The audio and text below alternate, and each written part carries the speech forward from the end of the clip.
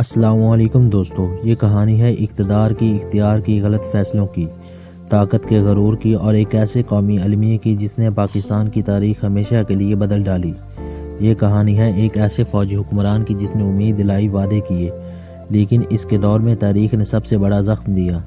یہ کہانی ہے جنرل آغا محمد یحییٰ خان کی۔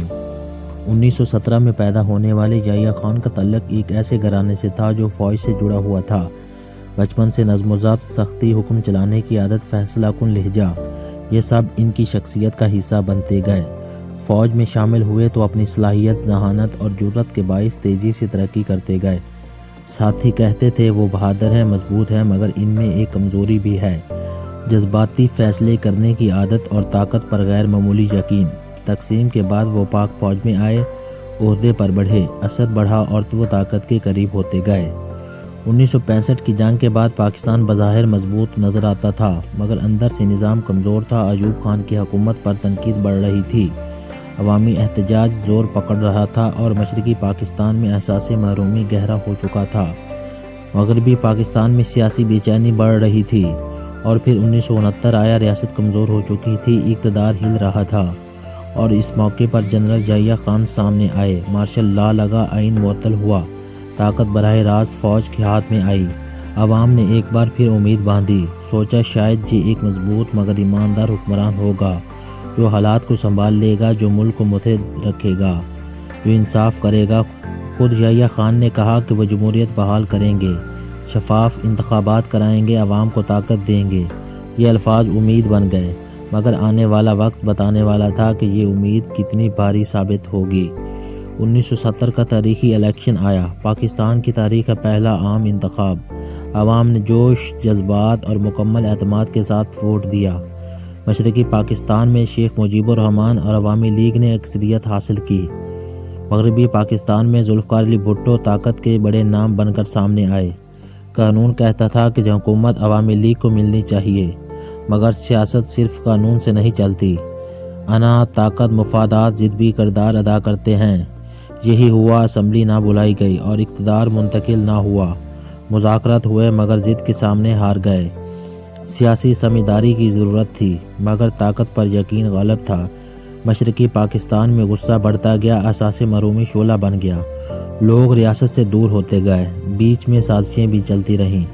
دشمن ملک بھی صورتحال کو دیکھ رہا تھا اور پھر وہ فیصلہ ہوا جس نے تاریخ کا دھارا موڑ دیا۔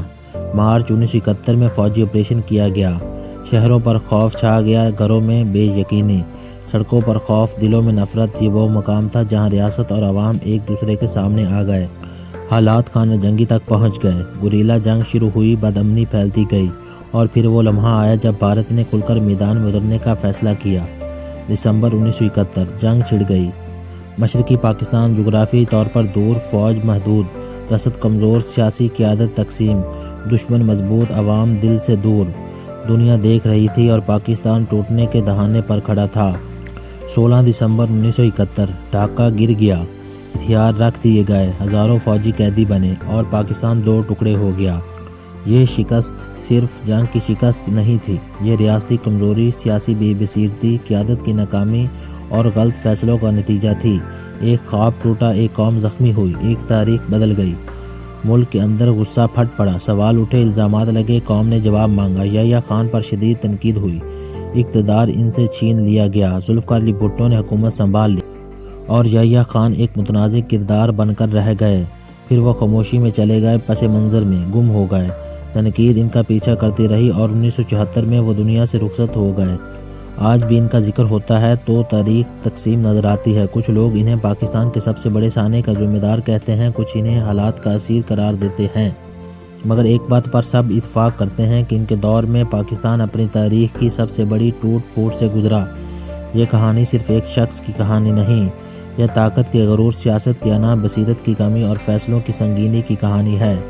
یہ سبق ہے کہ جب قیادت قوم کو جوڑنے کی بجائے تقسیم کر دے، جب انا عقل پر غالب آ جائے، جب طاقت کو حل سمجھ لیا جائے تو تاریخ کبھی معاف نہیں کرتی۔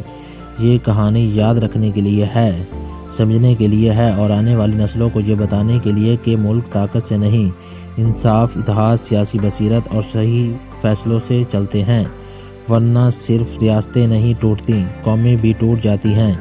یہی ہے جنرل ضیاء خان کی تاریخ، یہی ہے سقوط ڈھاکہ کی داستان، اور یہی ہے وہ سب جو ہمیشہ کے لیے یاد رہنا چاہیے۔ دوستو، اگر آپ کو ہماری ویڈیو اچھی لگے تو چینل کو لائک، سبسکرائب اور کمنٹ ضرور کریں۔ شکریہ۔ والسلام علیکم۔